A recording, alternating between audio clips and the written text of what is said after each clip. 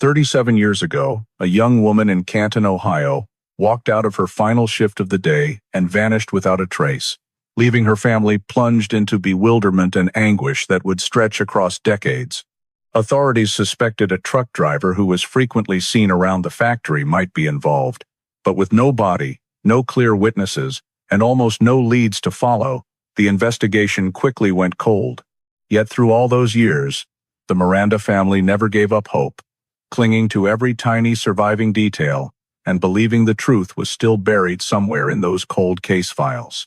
Then one day, when a new generation of investigators revisited old photographs and forgotten evidence, they noticed a strange detail that had gone unnoticed for decades.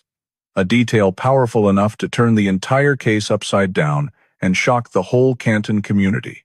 Before we dive deep into this earth-shattering story, let us know where you're watching from, and if you enjoy journeys like this that crack cold cases, don't forget to hit subscribe. A heavy summer afternoon hung over the city of Canton, Ohio, as the late-day sun stretched across the industrial area and the dusty parking lot outside the gates of Precision Auto Components. The smell of hot metal and machine oil drifted in the air, mixing with the sound of footsteps and scattered conversations from workers who had just finished their shift. The long shadows of the factory buildings fell across the ground, creating the familiar scene of a working-class town accustomed to a steady, somewhat rigid routine. The front gate trembled slightly as the stream of people leaving work passed through, each heading down their own familiar road. Amid that shuffle, Miranda Cole appeared with her purse slung over her shoulder and a neat stack of files tucked under her arm, walking quickly but still carrying her usual calm composure. She was the kind of person who drew attention not because she stood out, but because her neatness and steady habits made everything around her feel reliably stable. A few coworkers smiled and said hello, tossing out casual small talk, and Miranda answered with the same gentle smile she always gave. Those greetings melted into the thick industrial noise, then disappeared like a tiny piece of the cooling afternoon. As Miranda stepped out the main gate and onto the concrete walkway, the sunlight caught her and threw her shadow long across the parking lot. About 30 or 40 meters away, a witness who had paused to retie a shoelace absent-mindedly noticed her. That person later said Miranda stopped for a moment, head slightly tilted as though responding to a question from a man standing right at the edge of the pedestrian path. The man was a head taller than her, wearing a light jacket despite the heat, standing with his back to the light so his face was completely hidden in shadow. Everything happened quietly, no sudden movements, no visible tension. She gripped her files tightly with both hands, then continued walking, her figure blending back into the thinning crowd in front of the factory gate. After that moment, no one saw Miranda again. Those who left the factory later only saw an empty stretch of road, the metal fence glinting in the late light, and the empty space where, just minutes earlier, a young woman had passed by. No one noticed her absence right away in the noisy chaos of shift change. The disappearance of one person rarely creates a ripple. By evening, when the sounds of the town quieted and streetlights spilled gold across the sidewalks, Miranda's family began to sense something was wrong. Dinner time passed in a silence mixed with growing anxiety. They tried calling her best friend's house, tried calling a few coworkers from her shift, even tried the number of a colleague Miranda rarely mentioned. Everyone gave the same answer, simple and almost unbelievable. She left the plant like she always does. With each call, the house felt more suffocating. There was no reason for Miranda not to come home.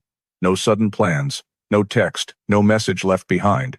The air in the living room grew thick when the phone was set down for the 10th time. The silence that settled over the house was not the silence of a normal evening. It was an emptiness that made every heartbeat feel painfully loud. When the clock moved into the late hours and no reasonable explanation remained, the family finally picked up the phone to report Miranda Cole missing to the police. When the police received the report, the area around Precision Auto Components factory still carried the smell of hot oil rising from the concrete floor. The streetlights reflected off the metal fence, creating broken streaks of light that made the whole space feel heavy, especially since this place was usually deserted after shift end. A group of officers began sweeping around the main gate, recording every account from the workers who left the factory late in order to reconstruct Miranda's movements right up to the moment no one saw her anymore. The first statement came from a worker standing about 30 meters from the gate. He said he saw Miranda walking alone, heading straight toward the pedestrian path, without stopping, and showing nothing unusual. His voice was calm, even, like he was describing something so familiar it couldn't possibly make him suspicious. A second statement gave completely different details. A maintenance worker who was gathering tools on the right side of the gate insisted Miranda had paused for a moment and tilted her head as if talking to a man standing right at the edge of the walkway. He couldn't recall the face clearly, only that the man was tall, rather thin, wearing a dark coat, and standing half in the shadow. This caught the officer's attention because the man described didn't match anyone on the shift-end worker list. Then a third person, a transport driver, offered another piece. He had noticed an old green truck around the factory premises for several days, parking in different spots, sometimes appearing for just a few minutes before disappearing. He couldn't give a license plate, but he remembered quite clearly that the truck's design belonged to the early 1980s generation. Having three conflicting accounts within just a few minutes immediately made the investigators feel something was wrong. The notes in their notepads quickly became messy because each statement pointed in a different direction. What stood out most was the level of confidence in all three witnesses. None of them seemed uncertain, and none changed their story when asked again. It felt as though each person had seen a disconnected fragment of a sequence they couldn't piece together. When they reviewed everything again, the police realized the most prominent and significant detail.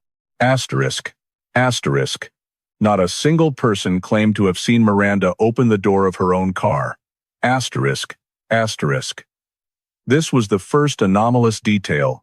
It might be normal for a worker finishing shift not to head straight to their vehicle right away, but the fact that no one ever saw her touch her car opened the possibility that she had turned in a completely different direction than usual.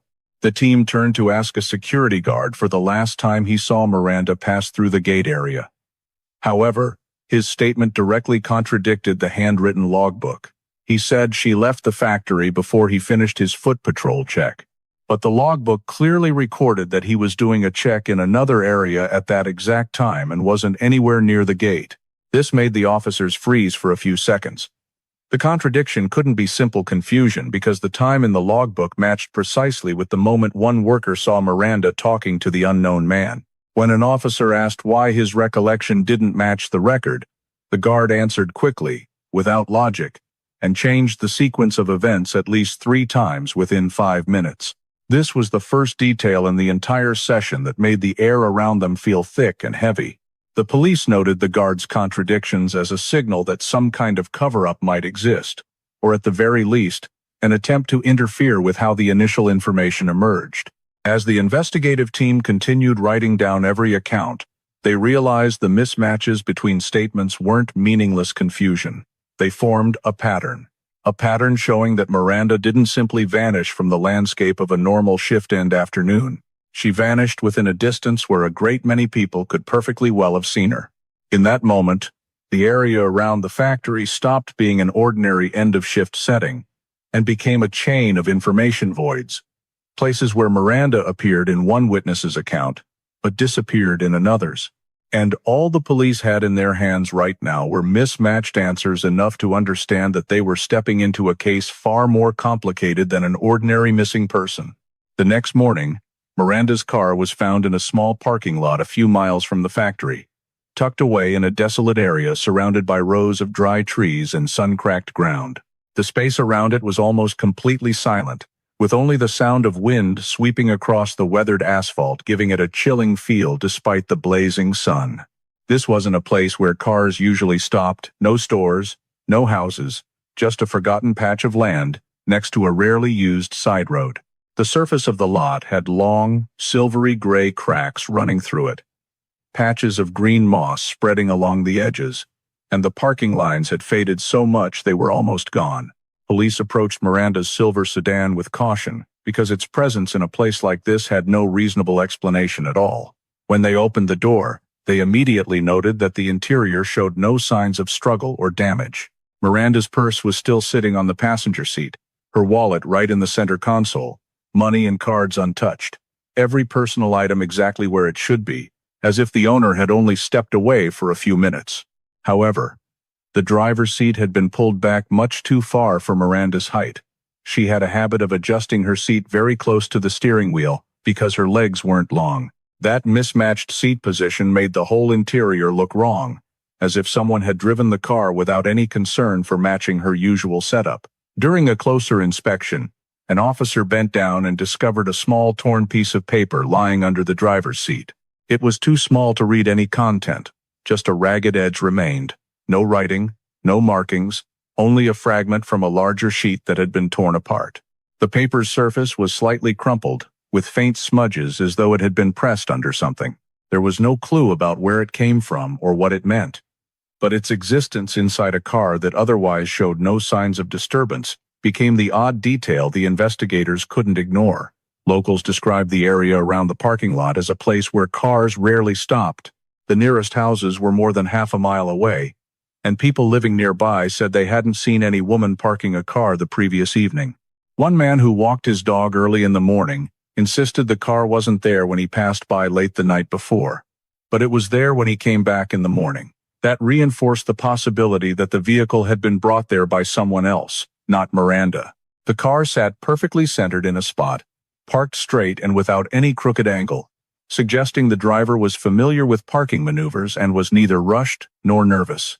Police looked around for footprints or other tire tracks, but the dry ground and thin layer of dust made any traces hard to preserve. No keys were left on the seat, no items scattered, no sign the owner had simply walked away. That very neatness became the first abnormality pointing to deliberate behavior by whoever brought the car there. One of the investigators remarked that choosing a remote parking lot, leaving the vehicle intact, and not touching any belongings was a classic way to push an investigation into a dead end. With no struggle, no property taken, no signs of force, police usually have to spread their efforts in too many directions, dragging out the process and diluting focus. That thought made the officers zero in more sharply on small details they might normally have overlooked. As soon as the car was hoisted onto a flatbed for a more thorough check, an officer at the scene noticed dark brown mud caked on the undercarriage. This mud was thick and slightly gritty, like coal-mixed soil, completely different from the red dirt or clay commonly found around the factory and Canton residential areas. When they scraped a sample with a metal rod, the mud broke away in small clumps, showing it came from a place with a much more distinctive mineral composition than the soil around the parking lot.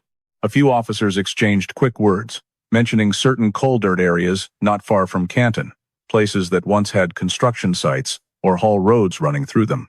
What caught their attention even more was that Miranda had no reason whatsoever to go to those kinds of areas. They were far off her daily routes, and nowhere near any familiar spots in her life.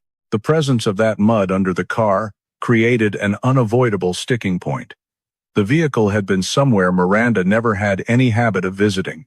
At the same time, another officer checked around the door edges and rear bumper and noticed very fine dust particles coating it evenly, as though the car had recently traveled over a seldom-used stretch of road with industrial material fallout. Those dust particles clung to the body in a way that was different from ordinary road dust. Each small detail built up into a larger picture showing that the act of bringing the car to the parking lot was anything but accidental. The driver showed no sign of hurry, no trace of panic, and left the vehicle in such perfect condition that it was hard to believe this was the action of someone in danger. The parking lot stayed quiet, with nothing but the wind rustling through the trees, creating a complete contrast to the disruption the car had just revealed. When the trunk was opened, there was nothing inside except the standard vehicle toolkit, everything arranged so neatly it felt cold. Nothing indicated which direction Miranda might have gone after leaving the factory area. Police documented every detail with intense focus, because that silver sedan wasn't just in the wrong place. It carried subtle signs that it had traveled a route completely different from Miranda's everyday life. In that moment, the car's presence stopped being evidence that Miranda had been nearby, and instead felt like an object deliberately placed to create an entirely different context from what had actually happened. The inspection of Miranda's silver sedan was carried out immediately after the vehicle was towed to the forensics area.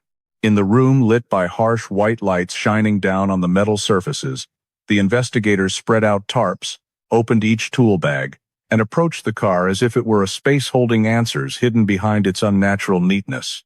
The driver's seat was the first to be removed and examined, because that position most clearly reveals whether someone else had operated the vehicle.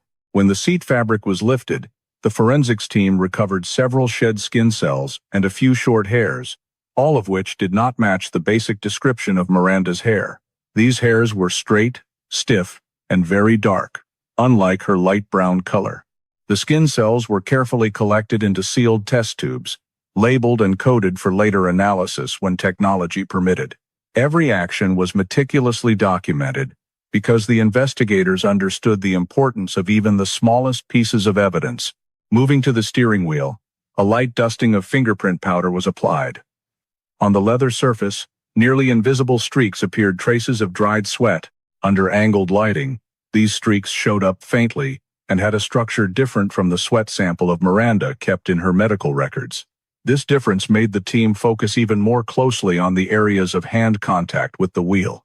An officer used a cotton swab to collect a sample, sealed it, and placed it in a separate evidence box. This finding added to the chain of details indicating the steering wheel had been handled by someone other than the owner.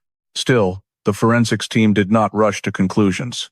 They continued with fingerprint analysis. On the steering wheel, gear shift, door surfaces, and exterior handles, fingerprints were present, but none were clear enough for positive identification. The ridge patterns were smudged, likely because the user had been sweating or had applied uneven pressure, leaving very faint impressions. Some prints were clear enough to be digitized and stored in the database, ready for comparison if a suspect later came into focus. This did not provide an immediate identity, but it held long-term value for linking patterns if someone eventually fell under investigation. When they moved to the undercarriage, the team paid special attention to the dark mud previously noticed. Under laboratory lighting, the mud showed a distinct grain structure, slightly clay-like, mixed with tiny black mineral particles. A sample analyst used specialized tools to separate each clump, then gently ground portions for preliminary composition testing. The results indicated this soil had characteristics closely matching areas in Ohio that had once been mined for materials, where the surface soil naturally contains higher mineral content. This stood in complete contrast to the environment around Miranda's factory, which was mainly sandy soil mixed with industrial dust. The fact that the car carried mud from a region outside her normal daily routes raised further suspicion that the vehicle had been driven by someone familiar with roads not part of Miranda's usual schedule. The team continued examining the door edges.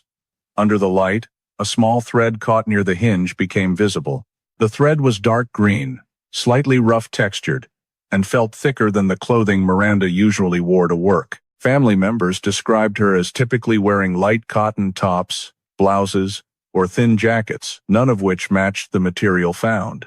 The thread was clipped into a clear plastic evidence bag, marked with a timestamp code, and flagged as potential evidence, possibly belonging to someone who had close contact with the door during the time the car was brought to the lot. After completing the initial rough examinations, the investigators responsible for the case compiled their separate notes: male skin cells and hair on the driver's seat, unmatched sweat residue, faint but present fingerprints from another person, the strange thread on the door, and the dark soil under the chassis, all pointed in the same direction. The silver sedan had been driven by someone who was not Miranda.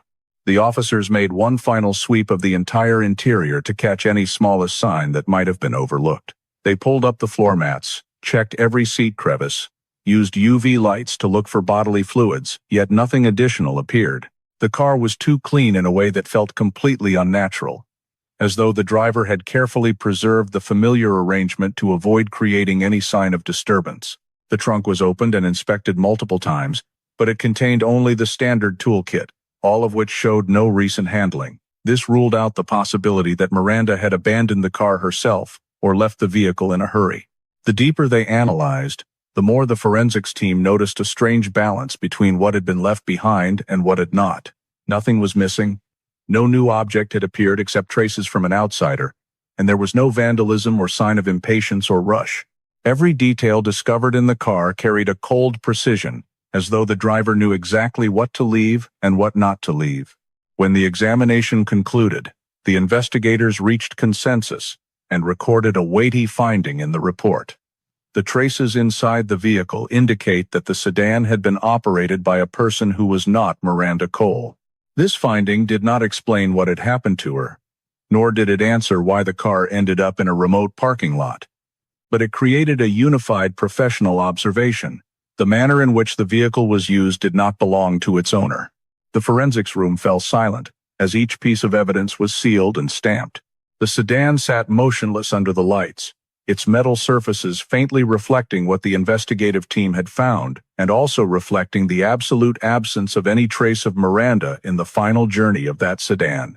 When all the evidence from inside the car had been fully collected, the investigative team shifted their focus to reconstructing the brief window of time between when Miranda walked through the factory gate and the moment no witnesses saw her anymore. Using data gathered from witnesses, old camera footage, and the actual distances between key points around the factory, the officers began mapping out her movements on the day she disappeared. They pinpointed the time Miranda passed through the gate at the end of her shift, then created a timeline calculating her average walking speed based on co-workers' observations of her daily routine. Miranda usually turned toward the employee parking lot and took about 30 to 40 seconds to walk from the gate to her car's spot. The time frame reported by witnesses showed she had headed in her familiar direction with no sign of changing her route, except for one brief pause when she spoke with the unidentified man. The investigative team marked the estimated time Miranda stopped to talk, then calculated the remaining distance if she had continued toward the parking lot. According to those calculations, Miranda would have needed less than 1 more minute to reach her car. Yet there was no photograph, no footage, and no witness statement showing she ever got close to the vehicle. Every account stopped at the pedestrian walkway where she spoke with the stranger. This created a gap in time that the investigators had to examine much more closely. Officers began sweeping the area around the factory, marking locations considered critical blind spots. 3 standout areas lay within 100 meters of the main gate. The first was a section of the factory wall that created a shadowed area when the late afternoon light hit it, making it hard for anyone at a distance to see clearly. The second was a cluster of old parts containers stacked in a row by the factory, blocking almost the entire view from the guard gate.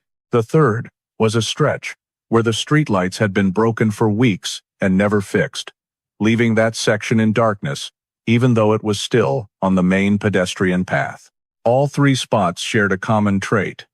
Someone passing through could be approached without drawing attention from people standing farther away. Investigators reenacted Miranda's movements through each blind spot and found that the timing and lines of sight from witnesses aligned perfectly with the possibility of a quick encounter that left no obvious trace. An old security camera mounted on the east wall of the factory, though no longer working well, had captured a blurry segment of footage around the time Miranda left the gate.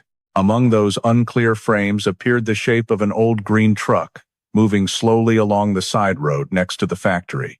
The image was too grainy to make out the license plate or anyone inside, but the truck's appearance matched statements about the truck driver and immediately caught the police's attention. The fact that the truck passed through the area just minutes before or after Miranda vanished could hold significant value. The investigative team re-examined the entire employee parking lot, checking the ground surface, spots where other cars were parked, looking for any footprints or dropped items. There was no sign whatsoever that Miranda had set foot in the parking lot that day. Her car door had no fresh fingerprints, no disturbed dust, and no changes on the pavement to indicate she had stood near the vehicle. This lined up with the earlier forensic details. The driver's seat pulled back too far, the items inside the car untouched, and the presence of male skin cells and a male hair in the driver's seat area.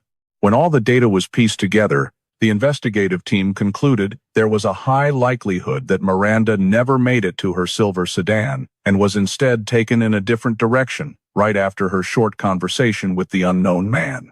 The fact that the area around the factory had so many blind spots, combined with the appearance of the green truck in the camera frame, gave the theory that Miranda was forced into another vehicle serious weight among the investigators. All these details not only created an entirely separate path of movement from her normal routine, but also showed that the disappearance happened in an extremely short window, short enough to carry out an approach without anyone nearby noticing. These analysis results helped investigators narrow down the critical time frame and clearly establish that Miranda's disappearance did not fit any scenario of her leaving on her own. Reconstructing her movements in those final 4 minutes became the foundation for the police to better understand what could have happened right after Miranda stepped out of the Precision Auto Components factory gate. When the investigators cross-referenced the data from reconstructing Miranda's final movements, they began looking into her most recent work activities to determine whether her disappearance was connected to the responsibilities she held at Precision Auto Components.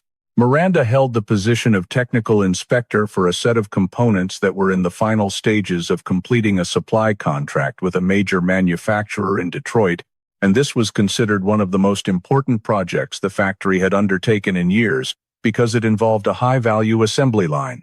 Records showed that the set of documents Miranda was carrying on the day she disappeared was marked with a high priority level and considered essential material for the final evaluation meeting. The technical specifications in that folder could determine whether the contract would need to be renegotiated or kept at its original value. This made the investigators pay much closer attention to the possibility of an economic motive. Over the 2 months leading up to Miranda's disappearance, the factory management had reported several signs of unusual external interest in the new production line. A few engineers said they had spotted strangers walking around the area where the system upgrade construction was taking place, even though security regulations did not allow unauthorized outsiders to move freely. An internal meeting had also recorded rumors that a rival company in Detroit was trying to gain access to information about the new test designs in order to speed up their own progress. Although there was no concrete evidence, the factory had raised its level of vigilance regarding potential technical leaks. The investigators continued by examining the list of individuals authorized to access the documents Miranda was carrying on the day she vanished. The list contained only 5 names: Miranda, 2 senior engineers, 1 production manager, and 1 security officer responsible for overseeing the storage vault. This significantly narrowed the scope of suspicion, because anyone wanting to seize or gain access to the data in that folder would have had to know precisely that Miranda was the person taking it home that day. Not everyone in the factory knew this, since inspection assignment schedules changed weekly, and only those directly involved in the project were informed. In addition, internal records showed several recent security checks that noted discrepancies with standard procedures. Multiple reports indicated times when storage access cards were swiped outside normal hours, but no one claimed responsibility. One evening, the technical storage room door was found not fully locked, even though the shift officer insisted he had checked it thoroughly. These incidents were usually assessed as minor errors and hard to trace, but when placed in the context of Miranda's disappearance, they formed a chain of anomalies that forced the police to examine them much more closely.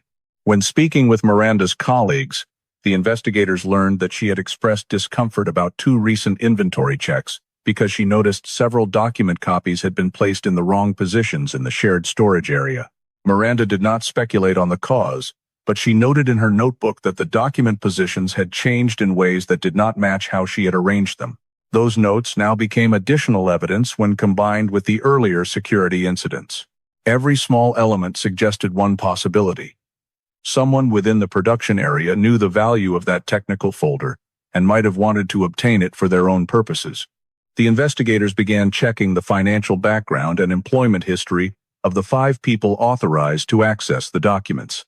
They noted that 6 months before the major Detroit contract, a rival automaker had ramped up hiring for several positions related to technical analysis. While there was no evidence yet showing that this company had made direct contact with any Precision Auto Components employee, the competitive technology market is always full of unofficial connections, making the possibility of technical secrets being leaked more realistic than ever. When analyzing the weekly reports from the final week before Miranda disappeared, the investigators saw that her work on the project fell exactly in the most critical phase of the inspection cycle. Office records showed she had completed the final review and signed off on completion just a few hours before leaving the factory. If anyone wanted to access that content before the factory sent the documents to Detroit, the moment Miranda carried the folder out of the facility might have been the most favorable opportunity. The fact that Miranda took documents home was not something that happened often. Colleagues said she only brought work home when there was a special request, and only for high-importance documents. This meant the number of people who knew she was carrying that folder that day was very small, and anyone intending to seize the documents would have had to be within the group that clearly understood her work schedule. Every recorded factor revolved around the value of the technical folder. When everything was compiled, the investigators concluded that Miranda's disappearance could not be separated from her role in the Detroit project. The attention from competing parties, the repeated minor security lapses, the limited list of people who knew she was taking the documents, and the timing of her completion of the final inspection step all created a foundation for examining the economic motive hypothesis more deeply than a personal motive. This initial conclusion did not directly point to a perpetrator, but it reshaped the direction of the investigation, showing that the disappearance might be linked to organized activity aimed at acquiring technical information. The investigators continued gathering every detail surrounding the project, because what Miranda was carrying with her before she left the factory could play a central role in explaining what had happened to her. When the police narrowed down the list of people who could have accessed the documents Miranda was carrying on the day she disappeared, they focused on 4 individuals whose positions were close enough to be connected to the Detroit project and who all had notable behaviors or circumstances in the period leading up to her disappearance. The first was an engineer who had worked directly with Miranda during the inspection phase.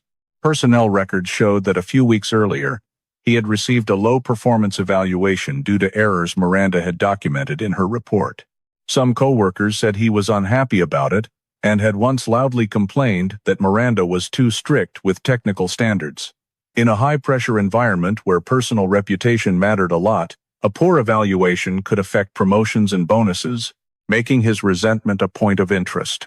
Investigators questioned whether professional dissatisfaction could have turned into action aimed at accessing the documents for personal gain or to offset the shortcomings noted in his record.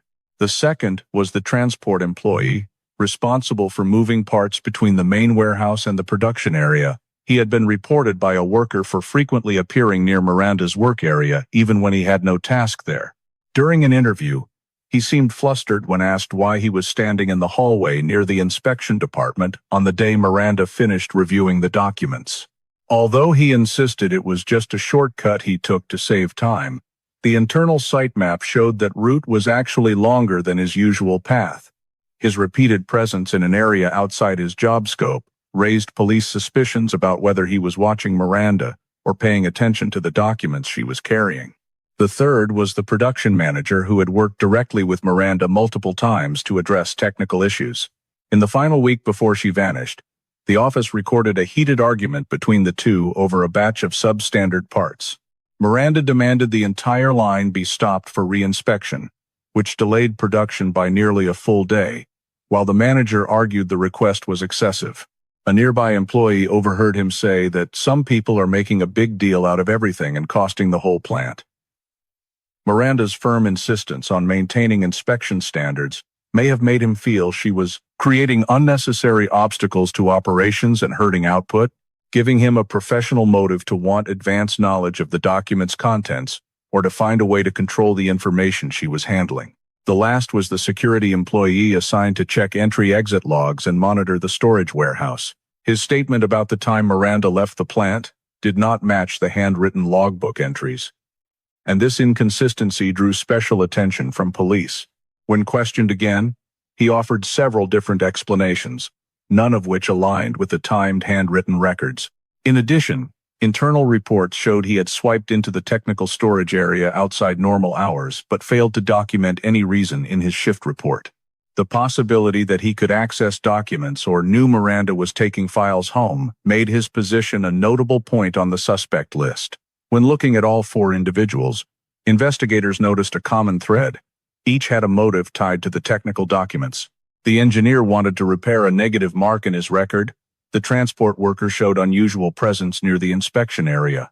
The production manager had direct conflict with Miranda over technical standards, and the security employee had authority to know about or access information regarding Miranda taking documents off-site. Each motive was strong enough to place them at the center of the investigation. However, when investigators checked alibis for each person during the time frame of Miranda's disappearance, they found that all four provided information proving they were not at the factory gate area at the critical moment.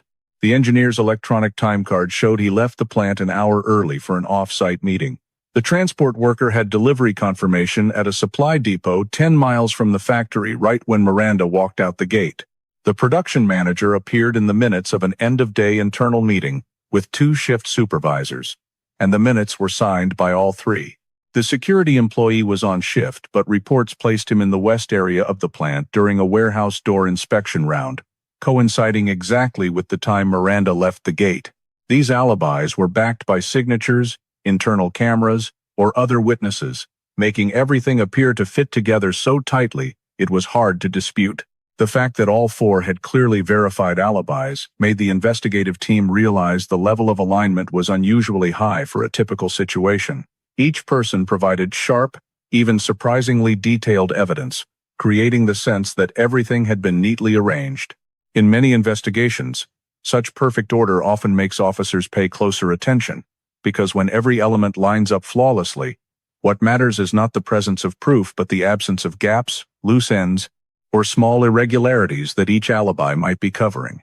Although no one could be ruled out yet, police recognized that the internal suspect list was becoming more complicated because each person had potential access to the documents, and at the same time had evidence proving they were not present at the moment Miranda disappeared.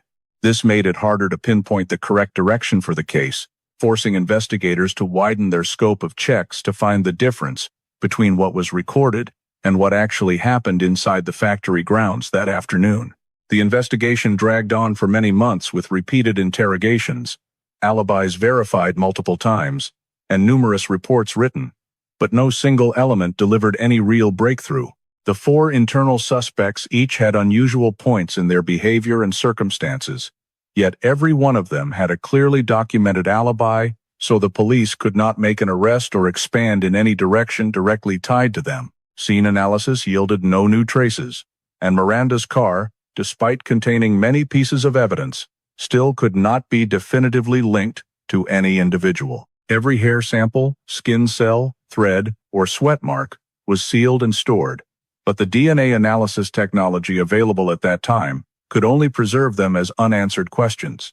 As time passed without progress, the case began slipping into stagnation. Interagency meetings gradually became less frequent, and attention to the disappearance faded as newer cases claimed resources. The police continued periodic sweeps, but expanded searches into surrounding areas around Canton produced no signals.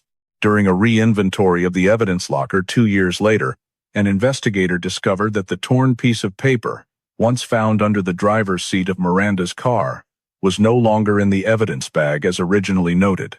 The evidence log contained no entry whatsoever about transfer, analysis, or destruction of that piece of paper. Its disappearance without any procedural trace created an inexplicable gap for those who had once viewed it as a potential lead that could open a new direction.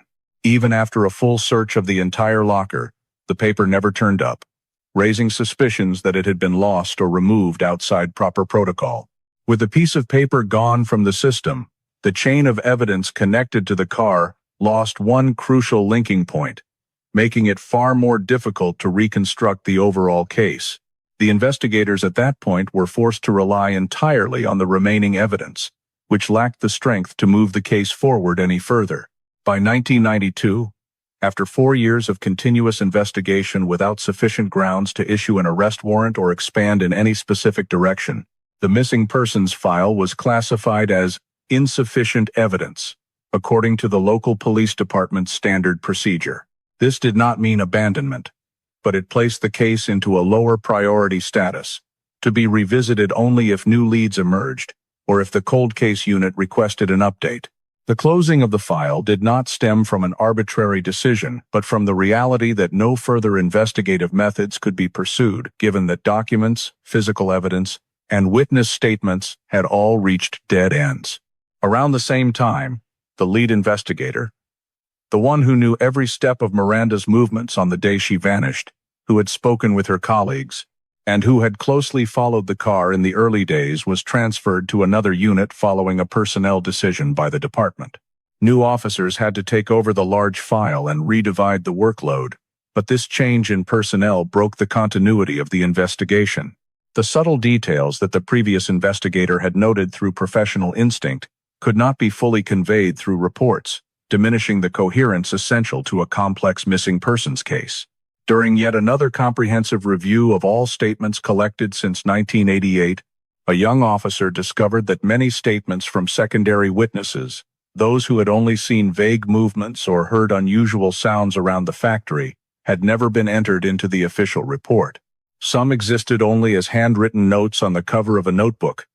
A few people had never even been contacted again for follow-up questions. These omissions did not necessarily imply anything sinister, but they reflected the lack of consistency during the chaotic first weeks after Miranda disappeared. Although the notes were gathered and reorganized, they remained fragmented pieces that could not be fitted into the known sequence of events because supporting information was missing. Once all documents were moved to passive archival storage, the case gradually receded into the background of the administrative system, existing as an unfinished file with no update date. The silence of the early 1990s settled over the entire case, turning it into one of those disappearances where law enforcement could take no further steps. Questions about who Miranda left the factory gate with, how the car was brought to the parking lot, and who left the traces inside the vehicle, all remained unanswered. No new information, no new witnesses, no new evidence emerged to break the impasse. The case sat dormant in storage with a brief notation: insufficient evidence to proceed. In the legal and investigative system, this is the coldest form of conclusion, not because it asserts anything, but because it cannot assert anything at all. Miranda Cole's disappearance stretched across 4 years of effort that yielded nothing beyond gaps and voids. And when the file was placed in the archive cabinet, the case sank deep in the true sense of a cold case, not because it was completely forgotten, but because no conditions remained to take another step. In 2024, when forensic labs across the state of Ohio were upgraded in sync under a statewide testing modernization program, many old DNA samples from decades-long cases were added to the reanalysis list. Among them was the disappearance of Miranda Cole, along with all the evidence that had been sealed since 1988. Those time-faded labeled tubes containing skin cells and hair collected from the driver's seat of the silver sedan were transferred to the lab for analysis using next-generation STR technology, capable of separating and amplifying degraded genetic material. As the samples were run through the equipment, the screen gradually displayed strings of numbers representing a genetic profile that had never been identified before. Initial analyses completely ruled out the DNA belonging to Miranda. The male DNA source found in the car did not match any records of individuals who had worked at the factory, nor did it match any of the persons of interest investigated back in 1988. The lack of a match, despite the relatively small number of internal suspects, prompted the expert team to expand the search first to the county-wide database, then to the statewide database. The results still showed no matching profile. When the technicians moved on to haplogroup analysis, they determined that the sample belonged to a rare genetic group with a frequency far lower than the national average. Professional records indicated that this haplogroup was most common among small family lineages, living in the Appalachian Range, stretching across several eastern U.S. states. This opened the possibility that the person who left the DNA in the car did not live near Canton, or was not part of the regular population that interacted with the factory area, but may have come from a smaller, less documented community in terms of medical and public records. When the analysis results were uploaded to the National CODIS system for comparison, the database returned no matches at all. The absence of this profile in CODIS indicated that the person who left the DNA had never been arrested, had never had a sample collected in any case, and likely had no official criminal record. This is a situation commonly encountered in cases involving offenders with no prior record or individuals from outside the area who have no clear connection to the victim. While the technicians focused on the genetic evidence, another forensic team re-examined the fabric samples and mud collected from the car many years earlier. Current material analysis technology allowed for more detailed identification of fiber structure and mineral content in the mud. The dark blue fabric fibers stuck near the door hinge were examined under polarized light microscopy, revealing a thick, synthetic blended material commonly used in construction site jackets from the 1980s.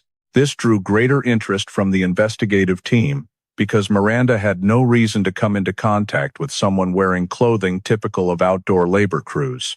When the mud from the undercarriage was analyzed, the lab identified soil composition matching areas that were construction sites or material storage yards in eastern Ohio during the late 1980s. One technician compared the sample to archived soil records collected by the Ohio Department of Natural Resources and found strong similarities at sites where construction materials had once been quarried near interstate haul routes. This was significant information because it showed the car had traveled through an area unrelated to Miranda's normal routes and nowhere near any paths she regularly used. When all three groups, DNA, fibers, and soil samples produced results that aligned in highlighting the unusual nature of the evidence, the case file began attracting the attention of seasoned investigators in the Stark County Cold Case Unit. A summary report was forwarded to command, stating clearly that the traces left on the car shared characteristics with samples from individuals who worked in mobile transport or construction environments in the late 1980s. The presence of the rare haplogroup further supported the theory of an individual from a lesser-known community, not a local resident. After hours of reviewing the file, the oversight team decided to reactivate the case to active investigation status by transferring the entire file to the dedicated cold case unit.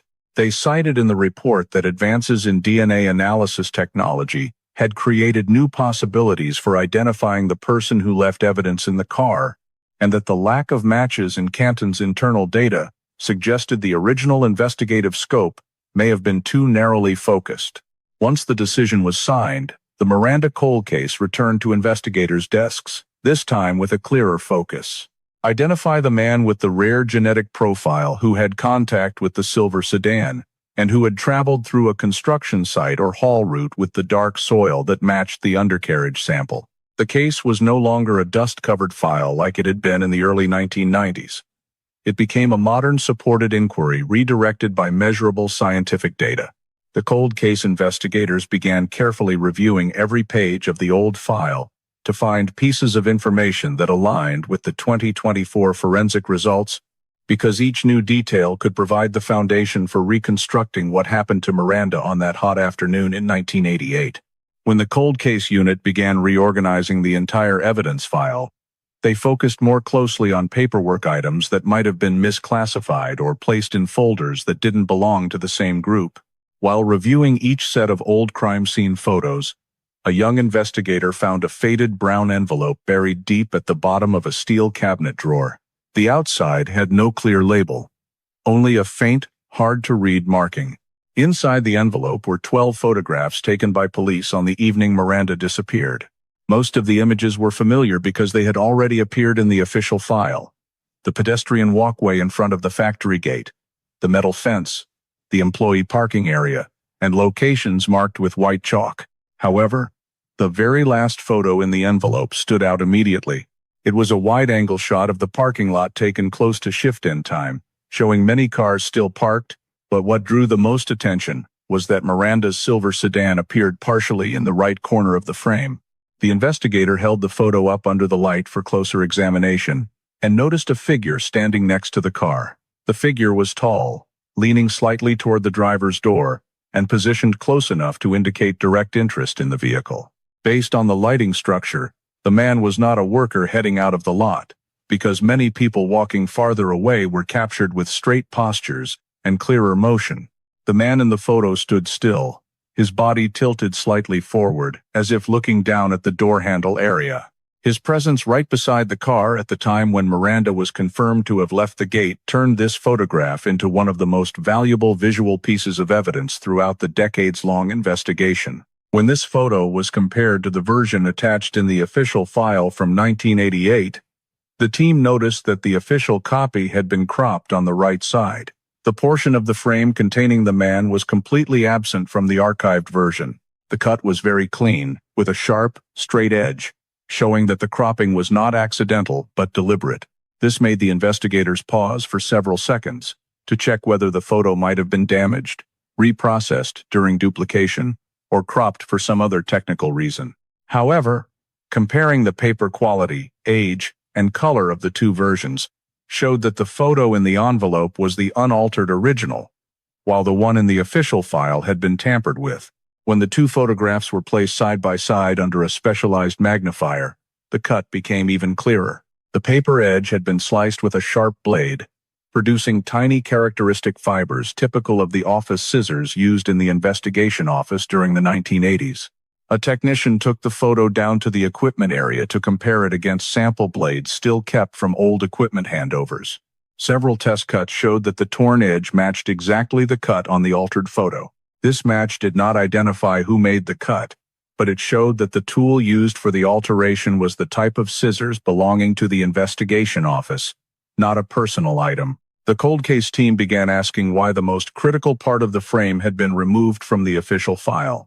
In a criminal investigation, removing a detail from crime scene photographic documentation is an extremely serious action because it can alter the entire perception of the analysis process. The investigators rechecked the access list for the 1988 file and found that 4 members of the original investigative team were authorized to directly handle the scene photographs. 3 of them were later reassigned to other divisions, while 1 had retired many years earlier. When the cold case unit pulled up this person's personnel file, they discovered he had once been responsible for archiving and organizing the photo sets. Professional evaluations in his file contained no serious notations about ethical breaches, but there were a few scattered notes about him being reminded for misfiling photos in another, smaller case. This made the investigators want to ask more about why the photo had been altered. However, when they contacted him, they received only a short reply that he did not remember the matter and could not explain why there were 2 different versions of the same photograph. His tone was calm and showed no apparent concern, but the fact that he offered no reason whatsoever meant the investigators could not rule out the possibility that the cropping had been intentional. Personnel records showed that this individual had retired early, moved out of state, and was no longer active in any law enforcement-related field. His inability to explain the photo made the 1988 wide-angle image the clearest visual evidence that case materials had been tampered with in a manner that violated procedure. The cold case unit recorded this information in an internal report and continued examining whether the man appearing next to Miranda's car could be someone connected to the disappearance or merely a passerby present at a highly sensitive moment. The photograph became a crucial starting point for re-reviewing all scene documentation, because the fact that one critical visual detail had been missing for nearly 37 years underscored the possibility that, in the early stages of the investigation, there had been intervention that altered perceptions of what took place on the day Miranda left the factory. The DNA analysis lab submitted the rare haplogroup results to the National Genealogy System, where analysts began identifying family lineages with matching genetic structures. The cross-referencing was done using voluntary data files, unidentified samples, and digitized family tree records. After several days of review, the final list included 32 individuals with sufficient similarity to be considered distant family connections to the DNA sample found in Miranda's car. The list was forwarded to the cold case unit for further screening based on geographic location, occupation, and potential access to the Canton area in 1988. Investigators narrowed it down to those who had lived, worked, or passed through northeastern Ohio during the time frame matching Miranda's disappearance. By cross-checking residency data, tax history, and employment records, the investigative team eliminated most candidates who lived too far away or had no reasonable explanation for being in Canton. In the end, only 7 people remained who had lived or worked within a 300-mile radius of the city during the 1980s. Among these 7, one name immediately stood out: Mark Harrington, a long-haul truck driver who had worked short-term contracts for several companies in the state, including a delivery route that passed near the factory where Miranda worked. Employment records showed Harrington had appeared multiple times in the outskirts of Canton in the period right before the disappearance, then quietly moved away a few months later, leaving little trace in local records. His low-profile departure from Canton prompted the investigators to take a closer look at his professional history. While searching through old transport logs, an officer discovered that several of Harrington's delivery routes overlapped with component manufacturing plants in Ohio, Michigan, and Pennsylvania locations known for high competitive pressure from major car companies. An internal report had once noted suspicion that an unidentified driver had attempted to access the storage area of another plant in Toledo around the time Harrington was working in that region. The report did not name anyone, but the description of the man's height and build matched Harrington. Investigators dug further into security incidents in the manufacturing sector during that period and found that Harrington had been flagged by a human resources department for being near the technical documents area in yet another plant, even though he had no delivery task there. These scattered but recurring notes made him a candidate with potential unauthorized access to technical information, fitting the economic motive hypothesis now being examined in Miranda's disappearance. When they reviewed the 1988 case file, the investigators were surprised to find Harrington's name on the list of people interviewed in the early days of the investigation. According to the report, local police had asked him some basic questions about his presence near the factory area because a green truck matching his had been noted passing by. However, the report ended abruptly, just a few lines, with no follow-up notes and no clear reason given for removing him from the suspect list. In the interviewer's notes, there was only the phrase, "not relevant," without any supporting alibi evidence or satisfactory explanation. This surprised the cold case unit because, given how challenging the original investigation had been, allowing a person whose vehicle fit the witness description to be dismissed so simply was puzzling. The fact that Harrington left Canton just a few months later heightened the investigators' interest even more. They checked address change records, tax filings, and driver's license information to determine the reason for the move, but found no documents clearly stating a motive or circumstance for the relocation. These fragmented pieces of data suggested Harrington may have been an overlooked link in the original investigation, not due to a lack of information, but because the information was not properly evaluated. When cross-referenced with the DNA sample from Miranda's car, the genealogy results showed Harrington as the strongest match among the remaining 7 individuals in terms of geographic proximity, occupational history, and genetic characteristics. The convergence of these data sources made him the central focus of the cold case unit in re-examining the entire sequence of events surrounding Miranda Cole's disappearance in 1988. When Mark Harrington's identity surfaced as one of the individuals potentially linked to the DNA samples found in Miranda's car, the cold case unit began expanding their review of his financial history during the time of her disappearance.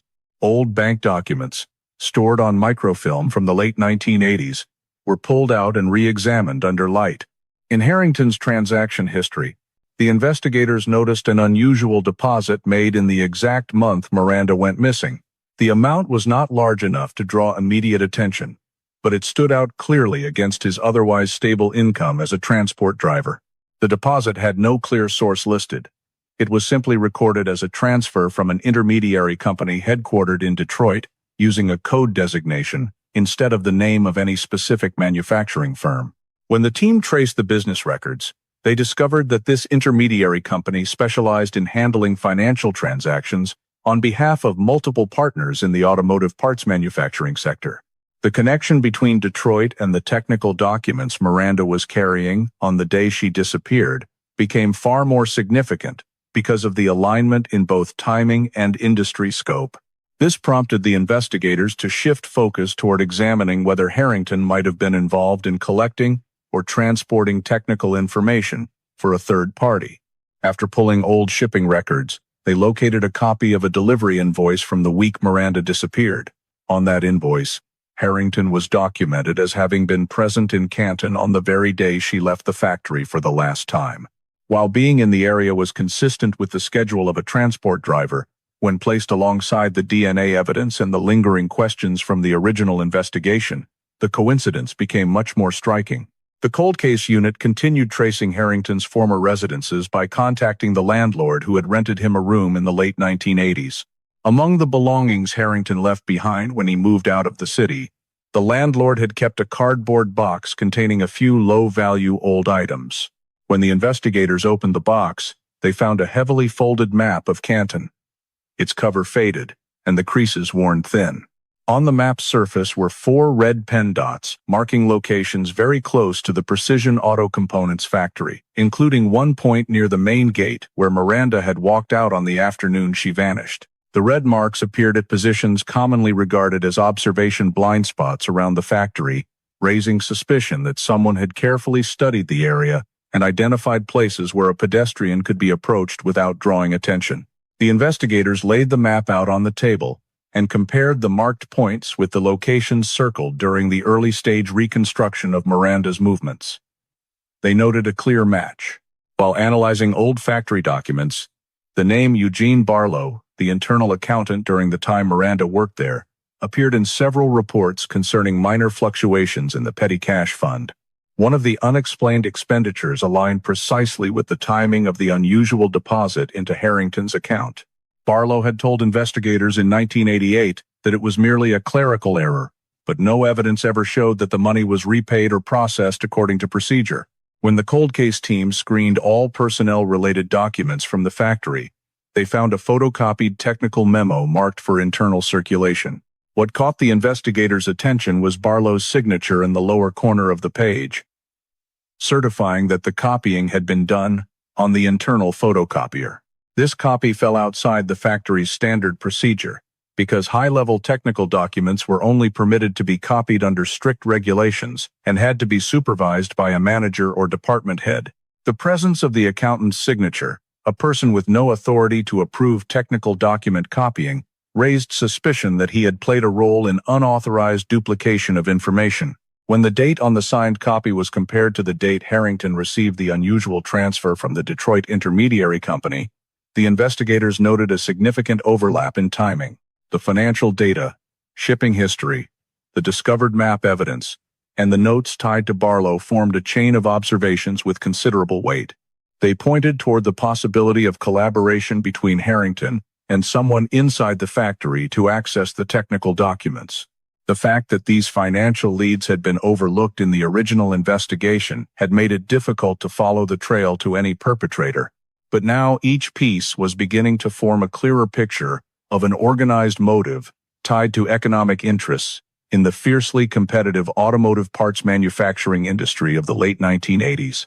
During their review of locations Harrington had used as stop points while traveling through Ohio, the cold case unit took notice of an abandoned warehouse less than a mile off I-77, a place many long-haul drivers would pull into for quick vehicle repairs or a short rest before continuing their runs.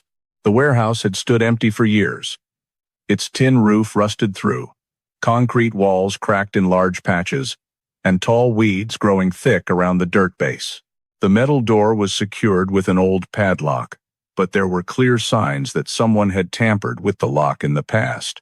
When police opened the door and swept flashlights inside, thin sheets of dust drifted upward, catching the light and revealing rotted wooden shelves, overturned cardboard boxes, and a few faint old tire marks imprinted on the dry concrete floor. In the deepest corner of the warehouse, near a leaning metal rack, an officer spotted a silver rectangular metal box covered in a thick layer of dust, just the right size to hold documents. The box was not locked, only secured with a corroded latch. When the lid was lifted, a stack of papers wrapped in a clear plastic bag that had yellowed with age came into view, indicating it had been there long enough for the material to undergo slight oxidation. The papers were not damaged, only frayed at the edges and marked with faint smudges. Wearing gloves, the investigators pulled the plastic bag from the box and placed it on a clean tarp for examination. Right away, the marking MC Revision appeared in the top left corner, written in red marker. The notation matched the exact way Miranda labeled her technical report revisions within the plant. Seeing that marking on the document stack immediately caused the investigative team to examine every page more closely. The contents were technical descriptions of the component set Miranda had been inspecting during her final days at work. When compared against the original documents still archived at the plant, The technicians confirmed that the version found in the box matched approximately 80% of the complete report Miranda had been carrying on the day she disappeared. The missing portion consisted of pages that only the final inspector would have had access to, which aligned with the information that Miranda had not yet submitted the finished version to storage before leaving the plant. When the surface of the metal box was dusted for fingerprints, investigators found several faint prints. Some were too smudged to be usable, but two prominent ones were successfully lifted and developed using recovery techniques. The first print matched Mark Harrington's fingerprints exactly, taken from his commercial driver's license records during his time as a truck driver. The second print matched Eugene Barlow, the accountant at Precision Auto Components.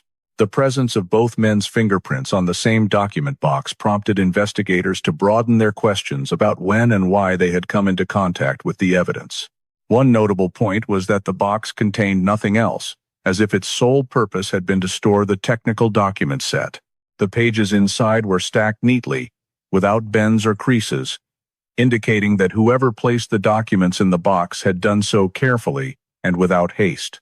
The fact that the papers were wrapped in plastic also showed an effort to protect them from moisture, mold, or the harsh warehouse environment, suggesting someone intended to reuse them or keep them in long-term storage. When technicians checked the printed dates on the pages, they determined that the ink and notations belonged to the update batch completed 24 hours before Miranda disappeared. That timing coincided exactly with the day she finished the final inspection phase of the Detroit project. This indicated that the copying of the documents had occurred before Miranda left the plant, and the documents were taken on the day she vanished, not after she failed to return. Two signatures appearing at the bottom of the copied pages also showed irregularities. One was Miranda's signature, the familiar one from technical logs appearing in full. However, a slight offset line suggested the signature had likely been copied from the original using a tracing method rather than signed directly by her. This finding further highlighted the role of someone with direct access to the original documents inside the plant, because duplicating a signature required having the original in hand. When access rights to documents at that time were re-examined, Barlow was one of the few people who could reach both the documents and the photocopier. The appearance of his signature on the unauthorized copy raised concerns that he may have collaborated with someone outside the plant to facilitate the removal of the documents. The cold case unit photographed the scene, seized the metal box, and sealed all the documents according to proper procedure. When the pages were examined under a microscope, they found several light indentations along the top edge marks, consistent with being held by a thumb and forefinger, belonging to someone with larger hands than Miranda. Those indentations matched patterns seen on documents Harrington had signed for during his delivery work, where he often gripped papers tightly in windy conditions. While the physical comparisons did not provide a definitive conclusion, they added to the overall picture of Harrington potentially having handled the documents directly. The warehouse near I-77 was conveniently located for travel from Canton toward Toledo or Detroit, fitting the common routes of truck drivers during that period. The discovery of a document bearing Miranda's technical markings inside a metal box at that location became a significant point in the investigative chain. The timing match of the printed copy with the period immediately before Miranda's disappearance caused the cold case team to focus even more intensely on the theory that the documents had been copied within 1 day prior to her disappearance, and that action may have been directly connected to what happened on that hot summer afternoon in 1988. When confronted with the evidence recovered from the warehouse near I-77, especially his own fingerprints appearing on the metal box containing copies of Miranda's technical documents, Eugene Barlow could no longer maintain the calm demeanor he had shown during the initial interrogations. Under the single overhead light in the interview room, he sat at the table, hands clasped tightly together, eyes fixed downward as though trying to reassemble fragments of memory that had been buried for decades. After several moments of hesitation, he confirmed that Harrington had paid him to copy the set of documents Miranda was responsible for finalizing. Barlow explained that Harrington had approached him in the factory parking lot, saying that a large company was willing to pay for the technical drawings because they wanted to know the factory's progress before signing the contract. Barlow recounted that Harrington offered a sum large enough to make him consider it, and promised that he only needed to copy the documents, not take the originals, which made him believe the risk was smaller than the reward. He admitted that he entered the document room after hours, using a spare key originally issued to the finance department to access the storage area, then used the internal photocopier to make the copies. However, while he was placing the stack of papers on the copier tray, Miranda suddenly appeared because she needed to double-check a few details in the revised version. Barlow said she saw the unfinished copy before he could put it away and immediately understood what was happening. According to him, Miranda reacted strongly, stepping forward to snatch the papers, demanding an explanation, and threatening to report the matter to management. Barlow described trying to calm her down, saying it was only a test copy, but Miranda did not believe him. He admitted to grabbing her wrist when she tried to take the copy back, causing a series of papers to fall onto the tiled floor. Barlow denied any violence beyond restraining her from retrieving the documents, insisting he did not injure Miranda. He said that after a few tense seconds, she stepped back, looked at him in disbelief, and told him she would return later with a manager to show them what was happening. Barlow insisted he left the room before Miranda could run off to report it, because he was afraid of being caught, and that was the last time he saw her. When the investigators asked whether he had any involvement in Miranda's disappearance, Barlow repeatedly shook his head, saying he had no idea what happened afterward. He stated that when he left the factory, he only took the copies he had made and an unfinished draft to hand over to Harrington, and that right there in the parking lot, Harrington took the stack of papers without asking any further questions. Barlow maintained that Harrington told him the documents were needed before shift end, because after that time, his transport truck had to leave Canton, according to the scheduled route. During the statement, the investigators recorded every sentence Barlow said so they could cross-check it against Harrington's known movements. His account aligned with Harrington being present around the factory during the hours leading up to the moment Miranda left the gate.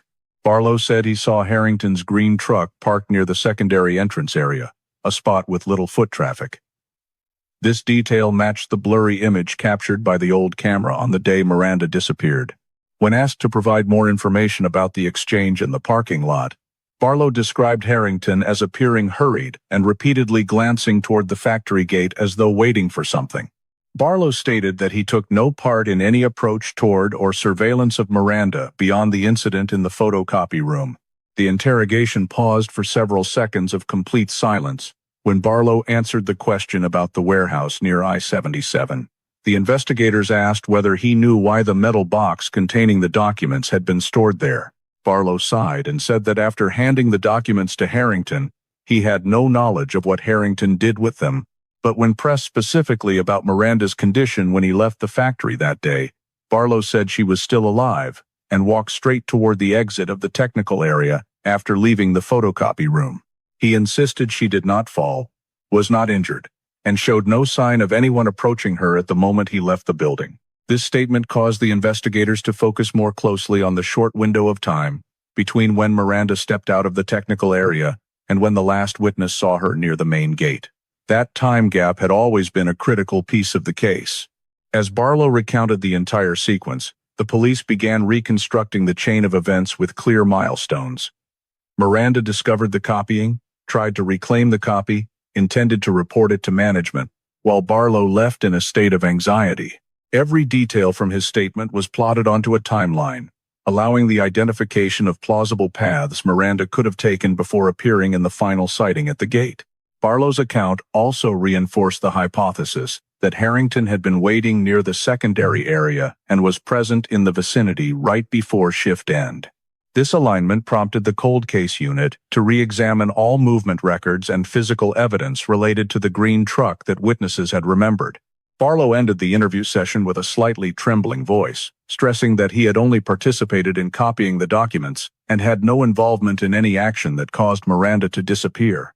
Although his statement was not sufficient to verify the entire sequence of events, the information he provided clarified the moment of contact with Miranda and opened a more focused investigative path into Harrington's activities during the final minutes before Miranda left the factory. While analyzing Barlow's statements and reconstructing the timeline, the cold case unit went back through every report that had been submitted to the system since 1988, to look for fragmented pieces of information that might align with Miranda's movements in the time frame after she left the technical department.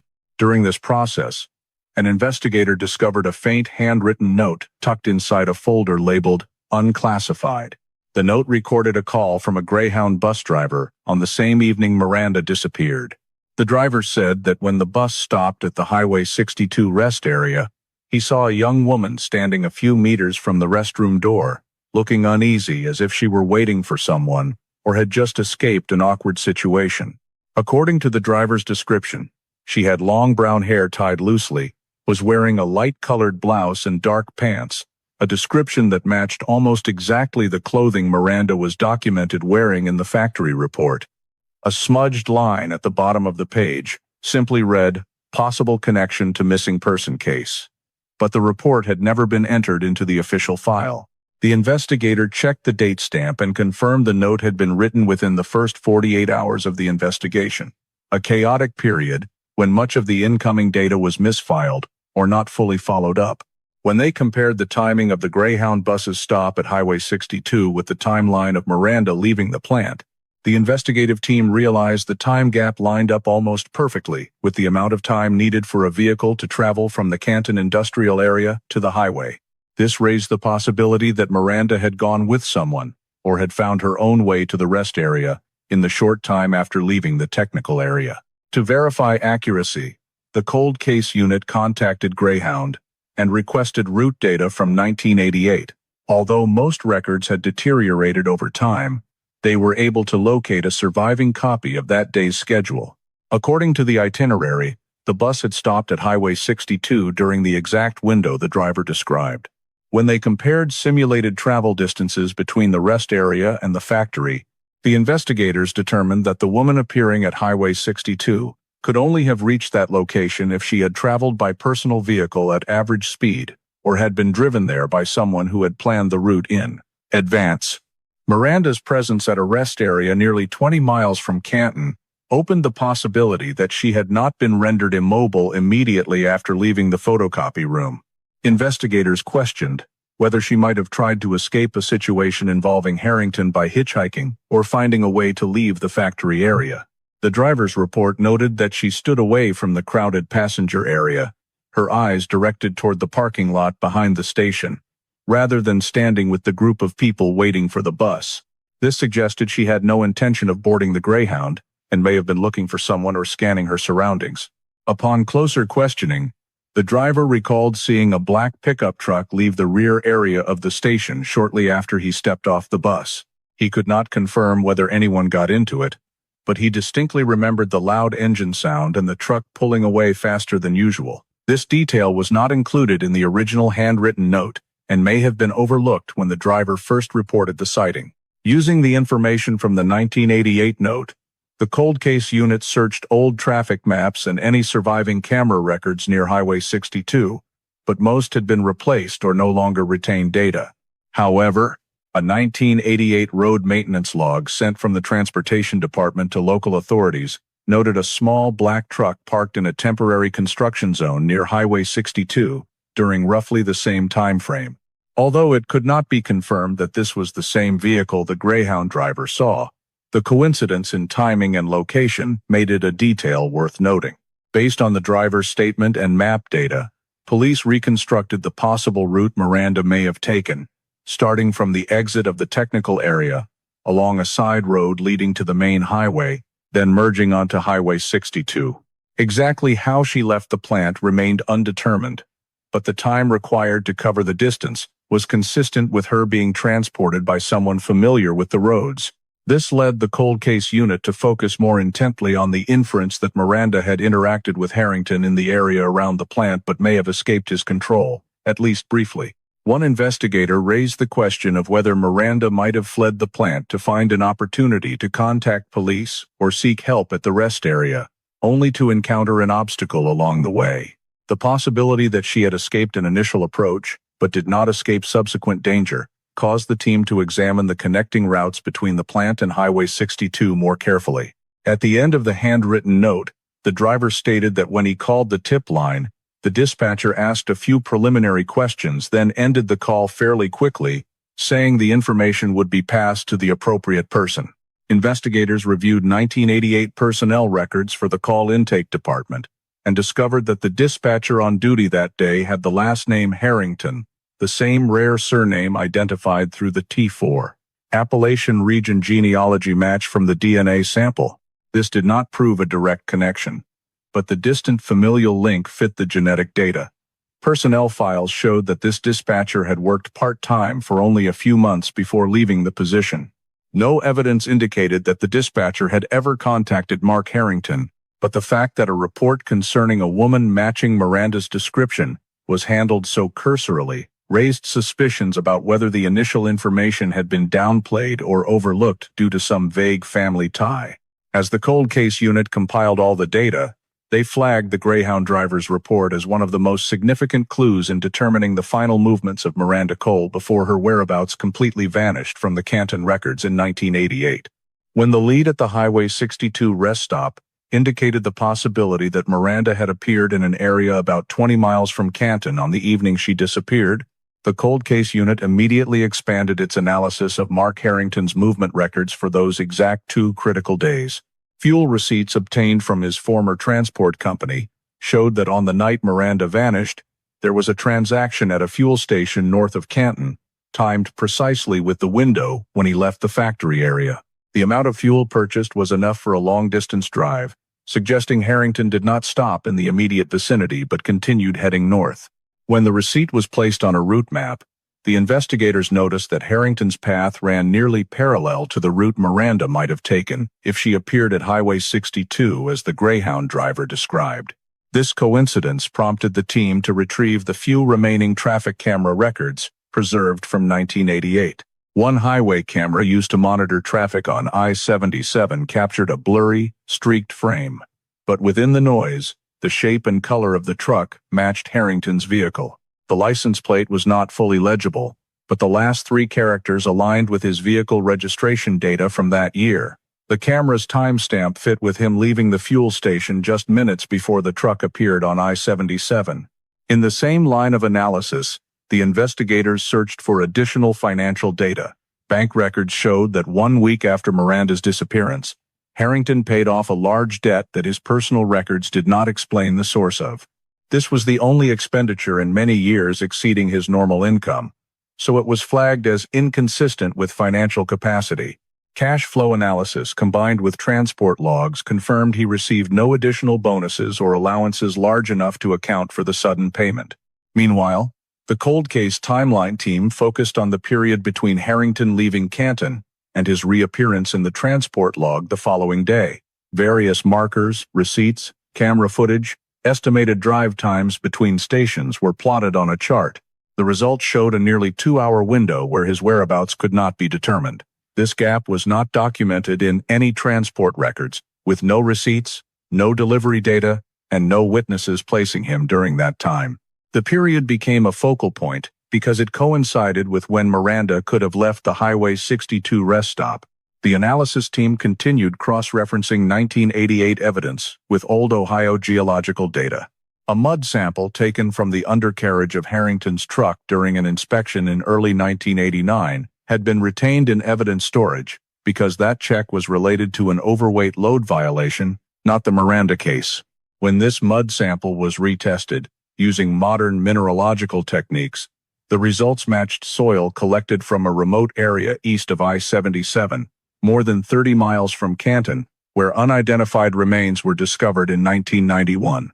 The 1991 records describe the site as an abandoned construction road segment with soft ground and a distinctive, rare mineral composition in the region. When the cold case team placed Harrington's truck mud sample under the microscope alongside soil from the remains discovery site, they observed identical sediment layering, color, and oxide composition to the extent that they were considered to share the same origin.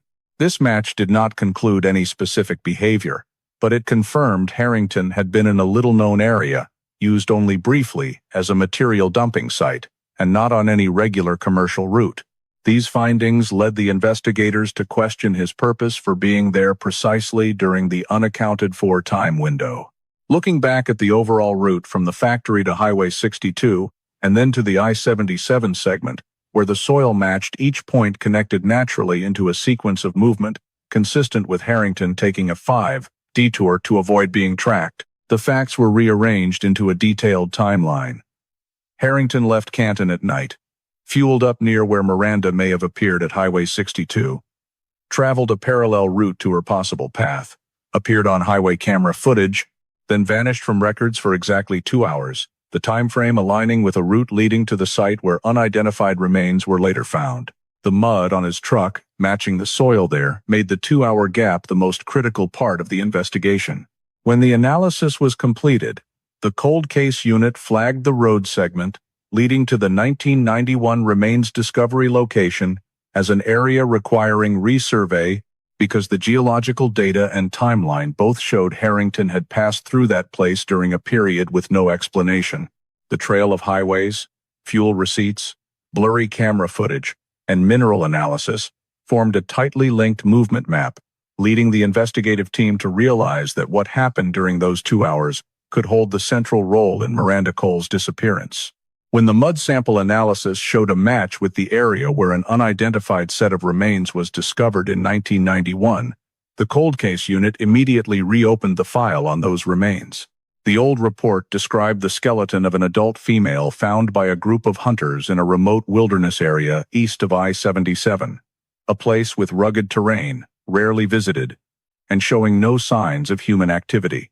In 1991, forensic technology was not advanced enough to analyze degraded DNA, so the remains were stored in the county morgue without any identification conclusion. A modern forensic team was dispatched to the storage facility to exhume the entire set of remains, bring them to the new lab, and begin a complete reevaluation from scratch. As the experts examined each bone, they noted that the skeleton's height, age, and structure matched Miranda's physical description from 1988. No signs of fractures, violent trauma, or direct impact from a weapon were found, which caught the forensic team's attention because it suggested the death may not have resulted from beating or assault, but possibly from exposure or exhaustion in harsh environmental conditions. After completing the morphological analysis, the examination team moved to the critical step, comparing the remains' DNA with reference samples from Miranda's close relatives. Thanks to modern sequencing technology, they successfully extracted usable DNA segments from the femur, where high calcium density typically preserves genetic material best.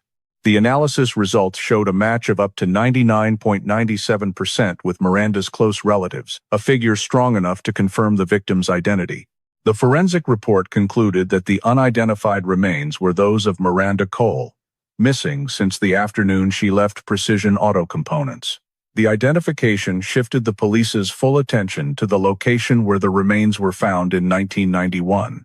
The area was about 27 miles from Canton, deep in brush and rocky land, far from any regular traffic routes or transportation corridors.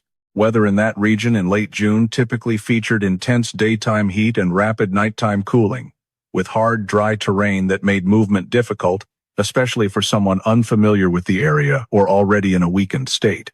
The initial 1991 examination report noted the body's posture, as if the victim had been sitting against a tree trunk, head bowed, arms limp at her sides, a position commonly seen in deaths from exposure or exhaustion. There were no ligature marks, no rope fibers, no signs of sexual assault, and no antemortem or perimortem fractures. This aligned with the hypothesis that the victim may have been left behind or fallen into a state where she could no longer move, leading to death in isolation in a remote location. When the decomposition timeline of the remains was compared with 1988 weather data for the area, the forensic department determined the time of death fell within 1 to 2 days after Miranda was seen at the Highway 62 rest area, a significant match with the Greyhound driver's statement. This indicated that Miranda did not die immediately after leaving the plant, but continued traveling a considerable distance before her life gradually faded in harsh circumstances. While the forensic team analyzed the bones, a field team was sent back to the discovery site to re-examine it with modern equipment. Even after many years, investigators found very faint, old tire impressions on the rocky ground along a northern trail. The marks belonged to a light truck with axle spacing and tire width matching the type Harrington used during his time as a truck driver. The match was confirmed by the distinctive tread patterns typical of 1980s tires, which rarely appear on modern vehicles. Although the tire impressions could not prove exactly when they were made, they showed that a vehicle of the same type as Harrington's had traveled through the area, a location that was not on any reasonable long-haul trucking route. When combined with the matching geological data from the mud under Harrington's vehicle, the vague gaps in his itinerary during that period, and the location of the remains, the investigators saw the entire sequence of events fit together remarkably well. The absence of violence on the remains led the investigative team to focus on the possibility that Miranda had been left in conditions where self-rescue was impossible. This fit the theory that Harrington may have taken her to the remote area and then left while she was still alive but too weak to find her way out. The forensic report on cause of death could not reach an absolute conclusion due to the long decomposition period, but the bone indicators and body position strongly supported death by environmental factors rather than direct action by an assailant. The area where the remains were found was near a former construction material storage site, where temporary roads had been abandoned after the project ended. This was an environment that could quickly cause disorientation and exhaustion for someone without water, shade, or knowledge of the terrain. After reviewing the full report, the cold case unit created a simulated model of Miranda's final path, starting from the plant to Highway 62, then deeper into the wilderness. Data from the investigative team indicated Miranda was likely still alive when she left the rest area, but encountered an unidentified obstacle along the way, leading her into an uninhabited region where she could not seek help. While analysis continues, confirming the identity of the 1991 unidentified remains marks a critical milestone in the investigation, because it proves Miranda reached a remote area nearly 30 miles from Canton before her death, and Harrington's entire pattern of movement during those 48 hours places him within the time frame and location directly connected to where her body was found. When the identity of the remains was confirmed as Miranda Cole and Mark Harrington's entire movement route during the first 48 hours aligned strikingly with the location where the body was found, the cold case unit focused on collecting direct biological evidence from Harrington to determine his role in operating Miranda's car. After weeks of verifying residency information, they located the address where Harrington was living in a small town in Florida, where he made a living repairing machinery and had almost no interaction with neighbors. A covert surveillance team was deployed, documenting his daily routine, leaving home early in the morning, stopping at a familiar gas station, returning late in the afternoon, and frequently carrying bottled spring water that he discarded into the trash after finishing. The surveillance team noted that Harrington was always wary of strangers, but he paid no attention to the fact that items he discarded could provide biological information. When he tossed an empty water bottle into a public trash can, a technician quickly retrieved it and transported it to the state crime laboratory. The DNA sample obtained from the bottle's mouthpiece was completely clean and sufficient to generate a full genetic profile. When the data was entered into the comparison system, the screen displayed an absolute match with the male DNA found on the steering wheel and driver's seat of Miranda's car in 1988. This match eliminated any possibility of error or random coincidence, because the STR markers aligned perfectly at every critical position. The report concluded that the person who drove Miranda's car before it was abandoned was none other than Harrington. This finding was entered into the file as a pivotal piece of evidence, directly linking Harrington to Miranda's vehicle during the time of her disappearance. Once the DNA match was confirmed, the investigative team reopened Harrington's complete financial records from 1988 to check whether a connection existed between an economic motive and criminal action. A fresh review revealed that he received a payment from an intermediary company linked to Detroit on the exact day Miranda disappeared. The money remained in his account for only a few days before he left Ohio. The financial report left the transaction purpose blank, which the financial analysis section flagged as inconsistent with the business of an independent transport driver. When investigators examined additional old tax returns, they discovered Harrington had reported income lower than his actual earnings for many years, and the payment from Detroit was never declared. The appearance of the deposit on the very day Miranda vanished made the chain of motive evidence far clearer. the request to copy technical documents, the copies found in storage, Harrington's and Barlow's fingerprints on the container box, and finally the DNA sample proving Harrington had been inside Miranda's car. While the financial team compiled their report, the background investigators re-examined Harrington's personal history and found that his birth certificate name did not match his current paperwork.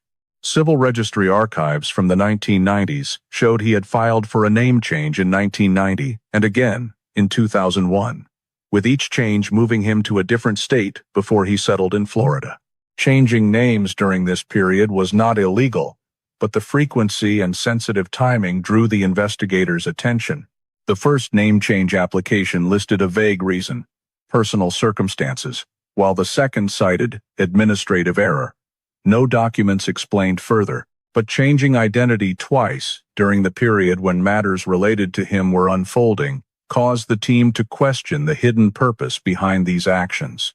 When cross-referencing residency information across each phase, the investigators noticed that the time frame of Harrington's departure from Ohio coincided exactly with the moment the Miranda Cole investigation was suspended and reclassified as insufficient evidence. This suggested he left the jurisdiction as soon as attention on the disappearance diminished, while continuing to alter his identity over the following decade. With the absolute DNA match, clear financial evidence, history of name changes, and the presence of traces in the area where the remains were found, the cold case unit recorded that they now held the strongest chain of data since the case began. Forensic conclusions confirmed Harrington as the driver of Miranda's car and placed him along the entire route, matching her final movements, creating a direct connection between him and the location where Miranda's body was discovered 3 years later. The DNA match became an irrefutable piece in the investigation, solidifying the pattern of events and transforming Harrington from a vague name briefly looked at in 1988 into the central suspect in the entire disappearance. When the DNA report confirmed that Mark Harrington was the person who had driven Miranda's car, and the financial records, travel evidence, physical traces, and history of name changes formed a unified chain of facts, an arrest warrant was issued immediately. A SWAT team, coordinated with U.S. Marshals, was deployed to the house where Harrington resided in the suburbs of Jacksonville, an area where he lived in isolation and had little interaction with neighbors. The force surrounded the property at dawn, when streetlights were still dim and no traffic had appeared on the streets. After using a loudspeaker to demand surrender, the team approaching from the rear saw Harrington step out the back door, attempting to move toward the fence as if trying to flee the area. He was subdued within seconds, handcuffed, and placed into a specialized vehicle. Throughout the reading of his Miranda rights, he kept a cold expression, showing no clear reaction. When brought to the interview room, Harrington denied all charges. He claimed he had never met Miranda, never touched her car, and had no involvement with any factory documents. The investigators placed the forensic report on the table, opening it to the page showing absolute STR profile matches between samples from the steering wheel and DNA collected from a water bottle in Florida. Harrington lowered his head to look at the page, remained silent for several minutes, and offered no further defense. That silence did not carry panic but rather calculation, as though he were weighing every possible word that could affect the outcome of the case. In another office, Eugene Barlow signed a cooperation agreement as a cooperating witness after the prosecutor offered to drop charges against him in exchange for providing full information about the document copying and his contacts with Harrington. Barlow detailed the process of being paid to copy documents, describing how Harrington always stressed urgency and demanded delivery of the copies on the exact day Miranda disappeared. As prosecutors reviewed Barlow's statement, they determined the two most fitting serious charges aligned with the sequence of events: kidnapping during the course of forcibly controlling Miranda and espionage related to the collection of technical documents classified as industrial property. The fact that Harrington received payment from an intermediary company in Detroit on the very day Miranda vanished reinforced the economic motive, while the DNA evidence proving he drove her car showed he had deprived the victim of her freedom of movement. In the next interview session, when investigators pressed Harrington to explain why his DNA was in Miranda's car and why his route matched the location where her remains were found, he leaned back in the metal chair, and looked directly into the one-way mirror. The harsh white light fell on his face, deepening the lines, and revealing an aged appearance he usually concealed with a beard and work jacket. He spoke slowly, each word heavy, as though filling the stifling air in the room. "I didn't try to kill her. I needed the documents." The statement came without further explanation, but it was enough to close any gap regarding motive. It allowed the investigators to understand that his role went beyond merely removing documents and included controlling Miranda after she discovered the copying process.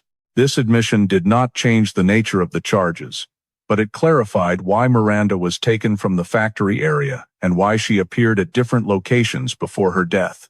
Once the statement was recorded in the log, the prosecutor requested additional analysis of all seized materials to present a solid case file in court. The investigators confirmed that Harrington was present at every key point in Miranda's movement chain. At the plant, on the route leading to Highway 62, along I-77, and near the area where her remains were discovered. His DNA in the car became the strongest physical evidence. Soil traces, documents, fingerprints, and financial proof reinforced the connection. And his indirect admission of motive formed the final piece that made the prosecution file complete with all elements of the crime. When Harrington was transferred to federal holding, awaiting the preliminary hearing, the cold case team noted that they now held the entire sequence of events that could be presented to a jury, and the 37-year disappearance case had entered the phase where the man who had concealed his identity for 3 decades would inevitably face the courtroom. In the federal trial held in Ohio in early 2025, the courtroom was packed when the prosecutor presented the chain of evidence collected over more than 3 decades, connecting every scattered fragment into a complete picture of what happened to Miranda Cole on the day she disappeared. On the large screen in front of the jury, forensic experts sequentially displayed the DNA analysis, in which the profile obtained from the water bottle Harrington discarded in Florida matched perfectly with the male DNA found on the steering wheel and driver's seat of Miranda's car. The prosecutor described this match as evidence that cannot be replaced by any argument, because it proved Harrington's direct presence inside the victim's vehicle at the exact time the car was abandoned. Alongside the DNA, financial receipts confirming that Harrington received a payment from the intermediary company in Detroit on the very day Miranda disappeared were presented as a critical link to motive. The prosecutor pointed out that the amount aligned with Barlow's testimony that the copying of the technical documents was carried out at Harrington's request. When the technical map found inside the metal box near I-77 was projected, forensic examiners described Harrington's and Barlow's fingerprints appearing on the box's surface, while also comparing the document contents, which matched up to 80% with the report Miranda had been carrying.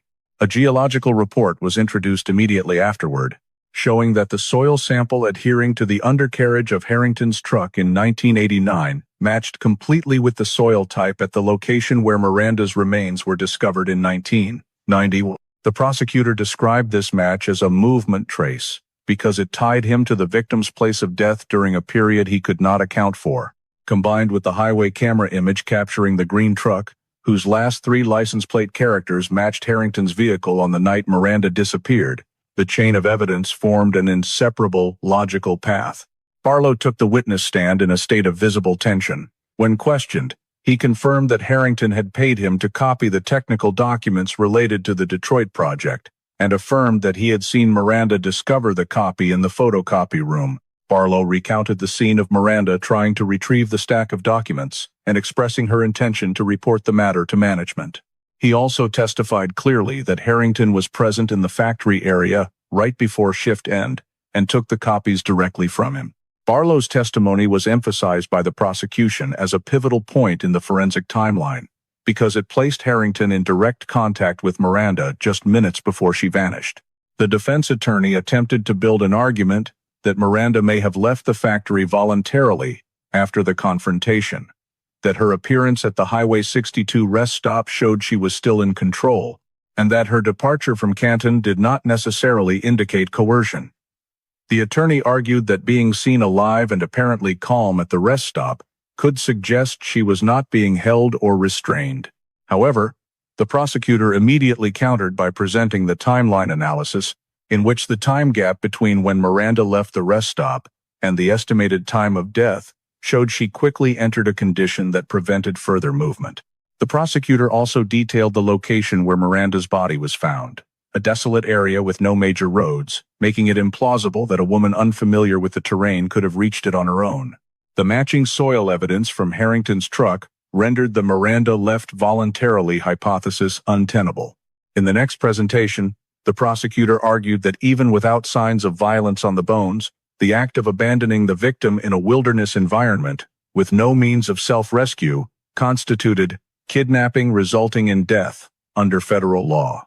To bolster the argument, the prosecution called a forensic expert who analyzed exposure and dehydration factors that can cause death even without physical assault.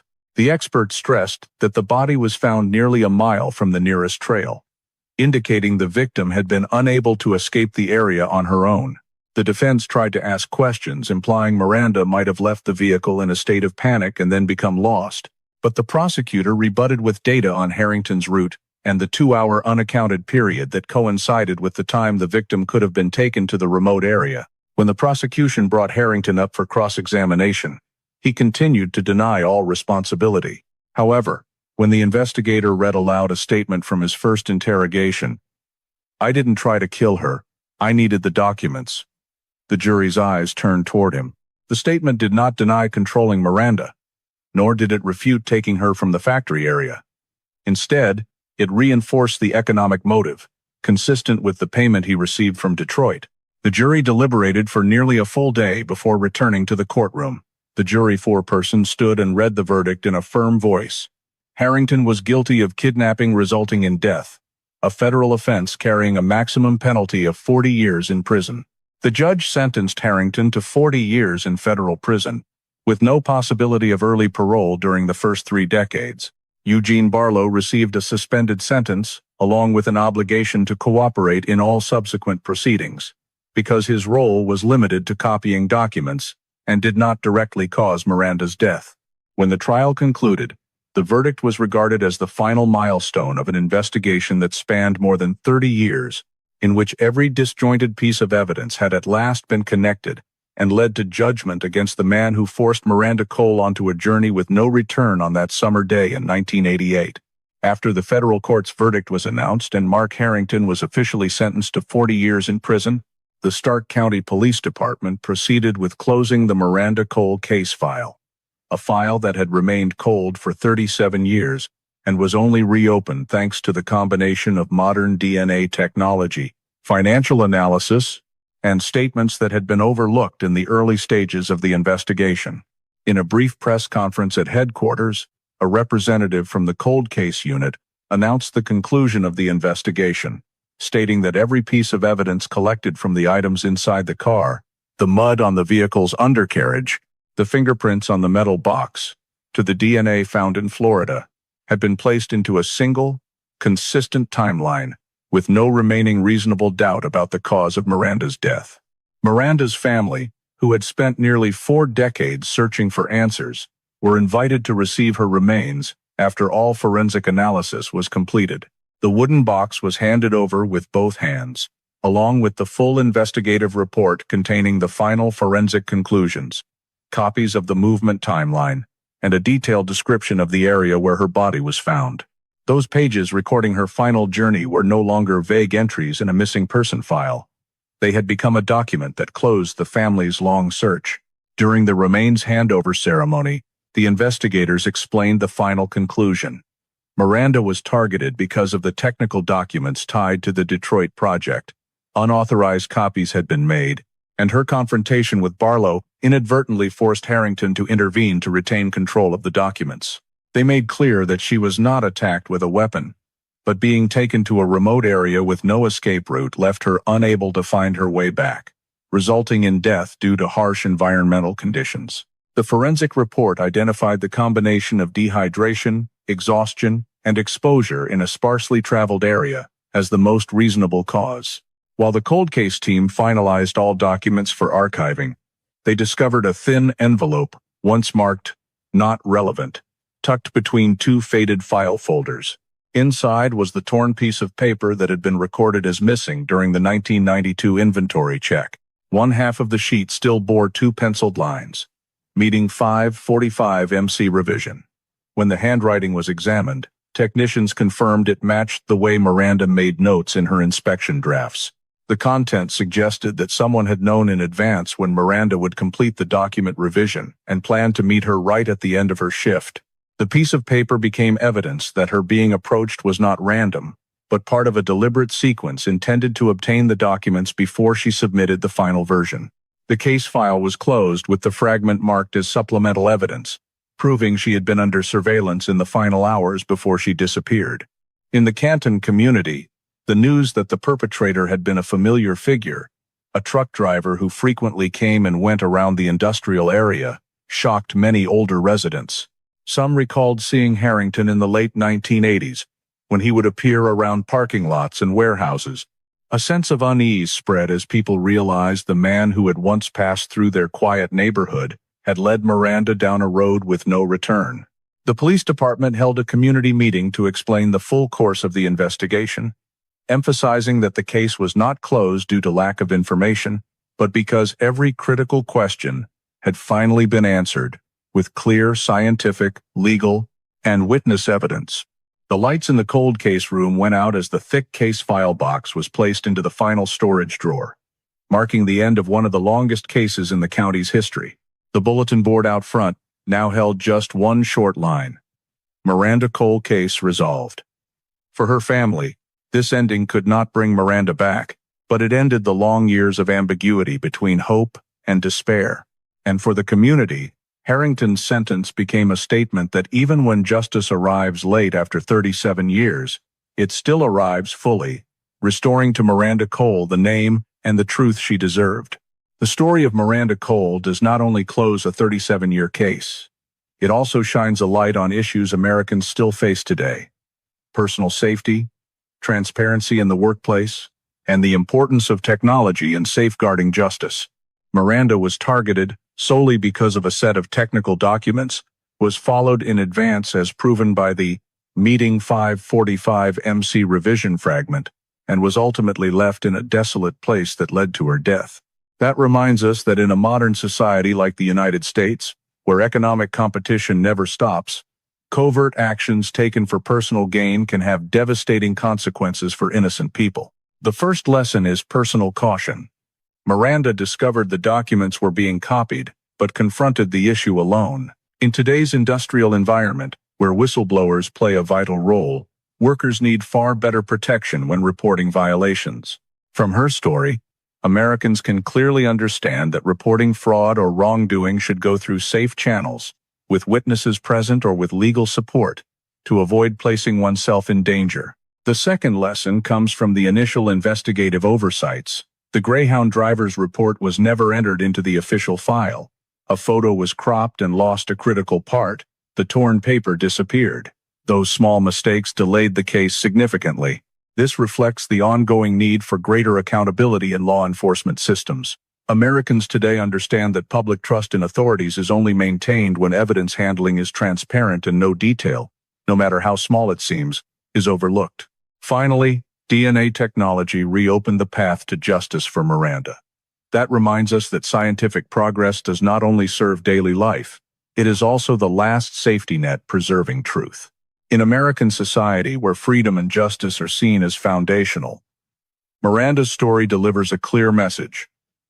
No matter how long it takes, the truth must be persistently pursued, and every person has a responsibility to help keep the community safe through awareness, courage, and trust in the legal system when it functions properly. Thank you for joining us on this journey to bring the truth about Miranda Cole back into the light. If this story touched you, please subscribe to the channel to continue supporting efforts to tell the stories of forgotten cases.